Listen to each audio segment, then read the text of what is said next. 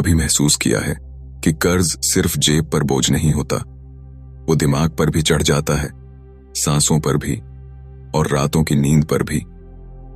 ऐसा लगता है जैसे हर सुबह कोई अदृश्य हाथ तुम्हें दबा रहा है और हर रात एक ही सवाल पूछता है, कब निकलोगे इससे।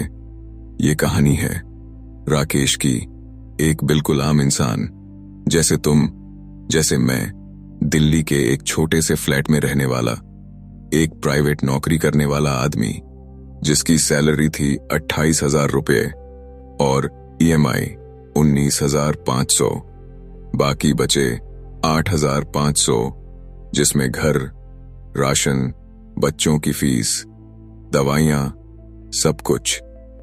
और सबसे बड़ा खर्च, टेंशन। राकेश हर रात छत को देखता था, नींद नहीं आती थी। मोबाइल में बैंक का मैसेज चमकता, EMI ड्यू, और दिल अंदर से कांप जाता। पत्नी पूछती, सब ठीक है ना? वो मुस्कुराकर कहता, हाँ, लेकिन अंदर से वो टूट चुका था। एक दिन ऑफिस में बॉस ने सबके सामने कहा, अगर काम नहीं होता तो घर बैठ जाओ। सब हंस पड़े, राकेश भी हल्का सा मुस्कुराया। लेकिन उस दिन अंदर कुछ टूट गया। वो वॉशरूम में गया और पहली बार खुद को आईने में देखकर बोला, मैं हार गया।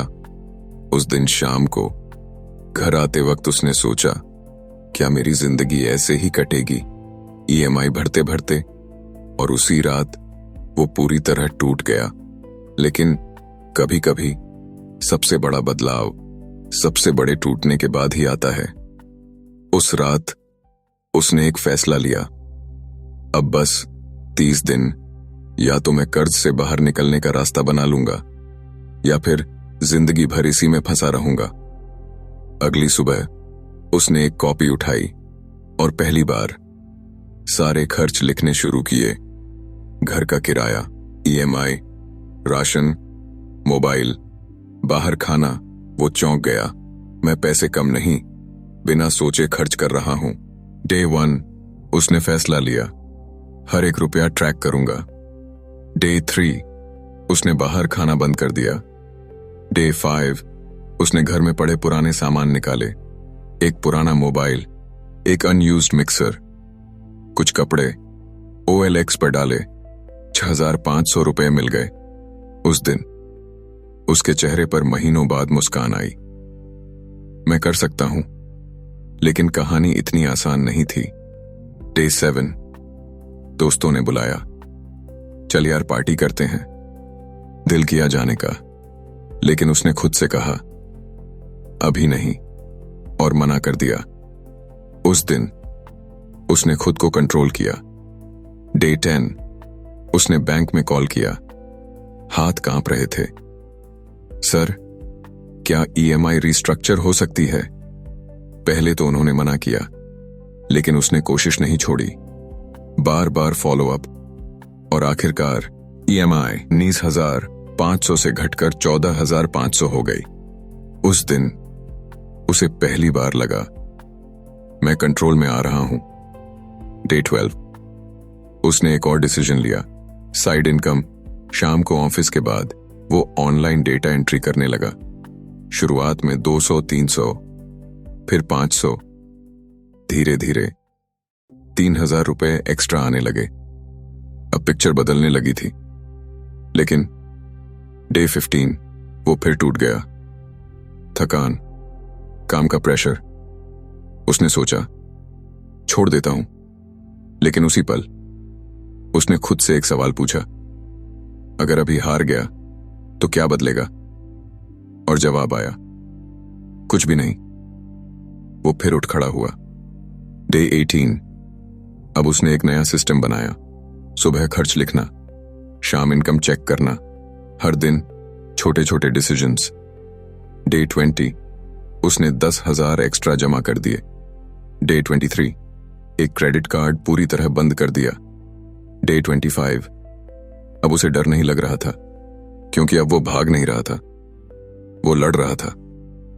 Day 27 उसने खुद को आईने में देखा, और इस बार कहा, मैं हार नहीं रहा, मैं सीख रहा हूं।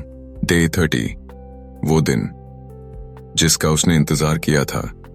कर्ज पूरी तरह खत्म नहीं हुआ था, लेकिन वो कंट्रोल में आ चुका था।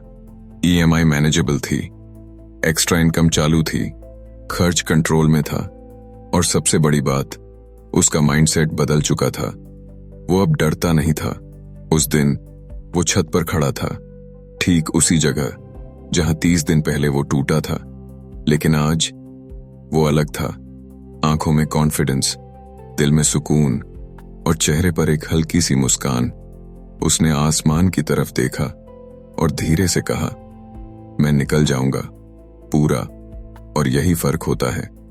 पहले वो कहता था, मैं फंस गया हूं।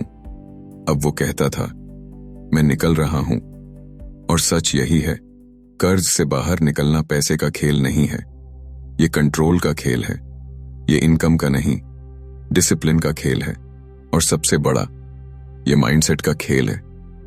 क्योंकि जब तक तुम डरते रहोगे, तुम भागते रहोगे, और जब तुम सामने खड़े होकर लड़ोगे, तभी जीतोगे। तो अगर तुम भी आज किसी कर्ज में फंसे हो, तो याद रखना, तुम्हें 1 साल नहीं चाहिए, तुम्हें सिर्फ 30 दिन चाहिए। 30 दिन सही सोच के, सही एक्शंस के और डेली डिसिप्लिन के।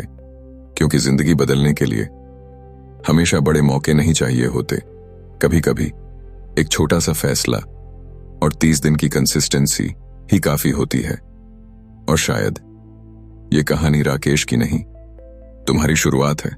और शायद ये कहानी राकेश की नहीं, तुम्हारी शुरुआत है। अगर इस कहानी ने तुम्हें अंदर तक हिला दिया है, अगर तुम्हें लगा है कि तुम भी अपने कर्ज से बाहर निकल सकते हो, तो अभी इसी वक्त इस चैनल को सब्सक्राइब कर लो। क्योंकि यहां सिर्फ कहानियां नहीं मिलती, यहां वो सोच मिलती है जो जिंदगी बदल देती है। और याद रखना, आज तुम सुन रहे हो, कल लोग तुम्हारी कहानी सुनेंगे।